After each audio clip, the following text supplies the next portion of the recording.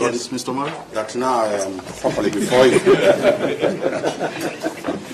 Let me retaliate this. You know, the philosophical basis for habeas was in the old constitution where there was no time limit for the police to hold somebody behind bars. They could hold somebody for 2 years, a year, and that's the reason as to why habeas was put in our laws, for them to be compelled to bring that person to court. But on 2017, August 2010, the Constitution of Kenya made it very clear that if anybody is held before or in the hands of the police, he must be produced in court within 24 hours.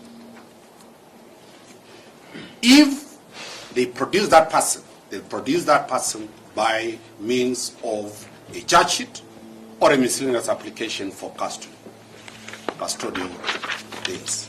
Yes.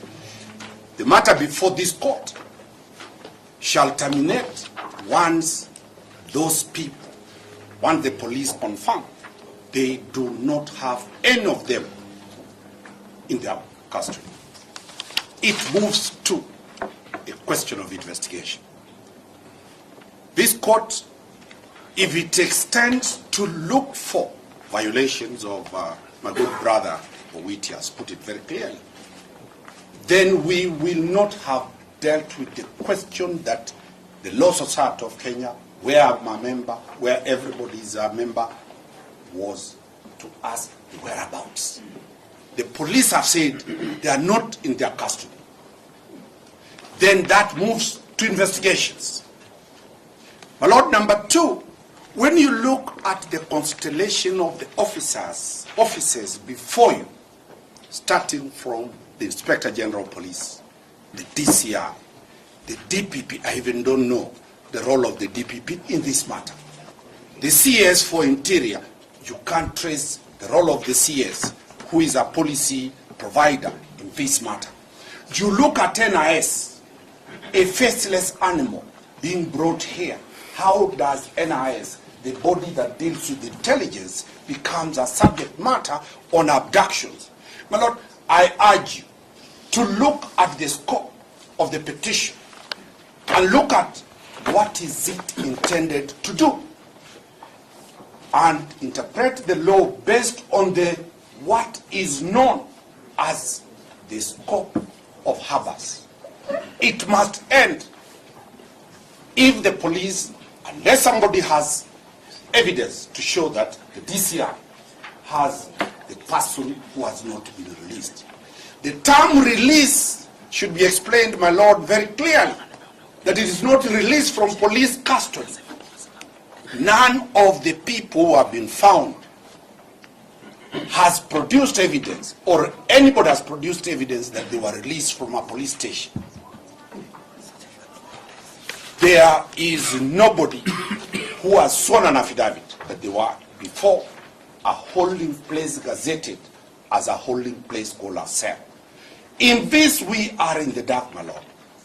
We urge the court to reduce the scope of this to the issue of that victim that is missing, and which should be a concern for every Kenyan. Not only the police, not only the Law Society of Kenya, but everybody should be concerned that there is somebody missing. Is that person missing in the hands of criminal gangs? Is that somebody missing, already dead? Is that somebody missing in the hands of government agencies? That will take time. And that's why I agree with my brother, Mr. Nyamodi, that we need time. It is more of investigation. How much time, Councillor Omari? I totally agree with Nyamodi that 14 days will be sufficient to bring to you a status report that the court can make a decision out of it. Mr. Nyaberi, that's all, my Lord. Thank you. My Lord, I wanted the court to give us... Madam President, just a moment. Let me hear from Mr. Omtata, and then I'll return to you.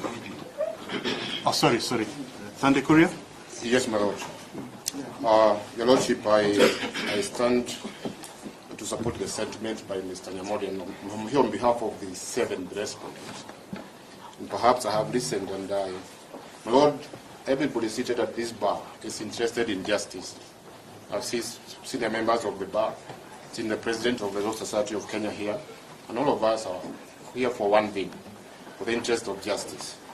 My Lord, without undermining the authority of this court and the orders that you issued, and perhaps for a way forward, you have listened to many submissions